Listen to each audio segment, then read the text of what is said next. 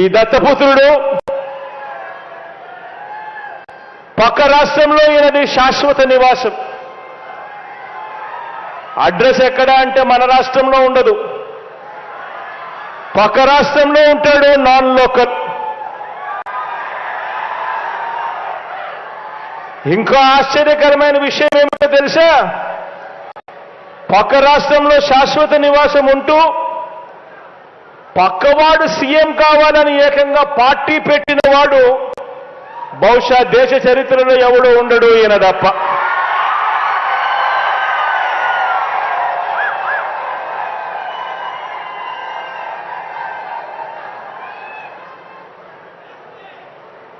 ఈ మనిషి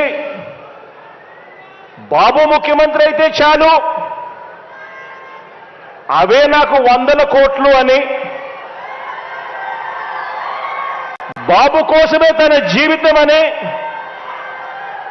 అందుకు అంగీకరించని వారిని తన పార్టీలో కూడా ఉండకూడదు అని, ఈ విషయంలో వేరే అభిప్రాయం కూడా ఉండదు అని, తన పార్టీ నుంచి వాళ్ళు వెళ్ళిపోవచ్చు కావాలంటే అని చెప్పి కూడా తన సభల్లో ఉపన్యాసాలు ఇచ్చేవాడిని బహుశా ఎవరిని మనం చూసుంటాం, ఒక్క ఈయన తప్ప. ఈ దత్తపుత్రుడికి ఆ బాబు పొత్తులో ఎన్ని సీట్లు ఇచ్చినా ఓకే,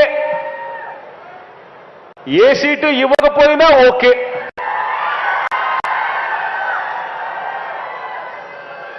చిత్తం ప్రభు అనే త్యాగాల త్యాగరాజుని మాత్రం ఇప్పుడే ఈ దత్తపుత్రుల్లో మాత్రమే చూస్తాం.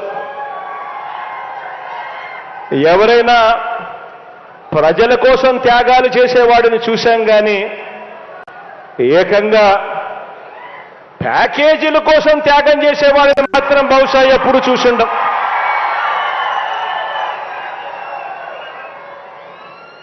ప్యాకేజీల కోసం తన వారిని త్యాగాలు చేసే ఈ త్యాగాల త్యాగరాజును మాత్రమే చూసింటాం. మరో విచిత్రం కూడా చెప్పాలి.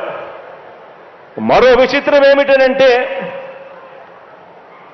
ఈ త్యాగాల త్యాగరాజు గురించి, ఈ దత్తపుత్రుడు గురించి మరో విచిత్రం ఏమిటనంటే రియల్ లైఫ్లో ఈ పెద్ద మనిషి ఏ భార్యతోనూ ముచ్చటగా కనీసం 3-4 సంవత్సరాలైనా కూడా కాపురం చేసి ఉండడు. ఈ మ్యారేజ్ ఇస్తారు.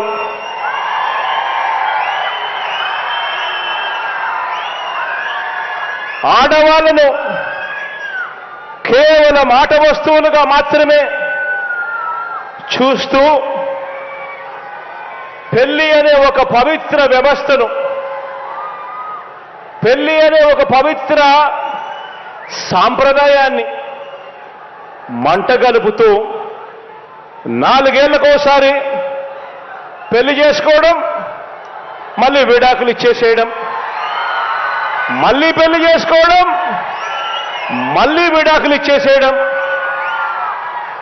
ఏకంగా కార్లను మార్చినట్టుగా భార్యలను మారుస్తా ఉన్న ఈ పెద్ద మనిషి 3 సంవత్సరాలకు 4 సంవత్సరాలకు భార్యలను మారుస్తా ఉన్న ఈ పెద్ద మనిషి ఇప్పటికే 3 భార్యలు అయిపోయారు అని అంటే ఆలోచన చేయమని అడుగుతా ఉన్నా. ఈరోజు మనమంతా ఉన్నాం. నాకైతే 2 ఆడపిల్లలు ఉన్నారు. మనమంతా కూడా ఆలోచన చేయాలి. మనకు చెల్లెళ్ళు ఉన్నారు, మన ఇళ్లలో ఆడబిడ్డలు ఉన్నారు.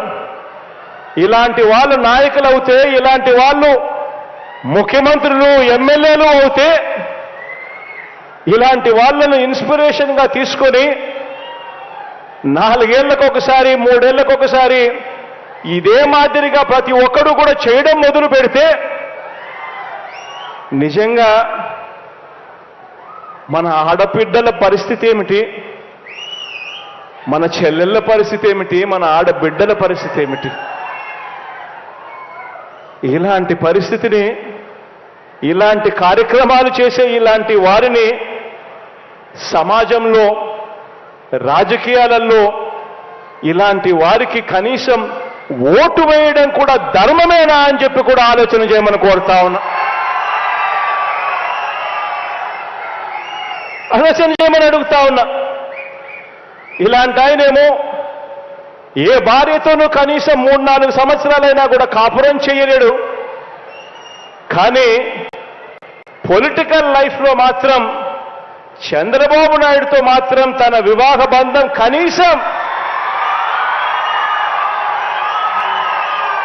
10-15 సంవత్సరాలైనా ఉండాల్సిందే అని చెప్పి ఏకంగా తన క్యాడర్కు చెప్తా ఉన్నాడు. తన క్యాడర్కి ఇదే మాటలు చెప్తా ఉన్నాడు. చంద్రబాబు నాయుడుతో వివాహ బంధం కనీసం 10-15 సంవత్సరాలైనా ఉండాలి అని చెప్పి. నేను అడుగుతా ఉన్నా, ఆలోచన చేయమని అడుగుతా ఉన్నా మిమ్మల్ని అందరినీ కూడా. నేను అడిగేది ఒకటే, 2 విషయాలు కనుక కలిస్తే అమృతం తయారవుతుందా అని చెప్పి ఆలోచన చేయమని అడుగుతా ఉన్నా.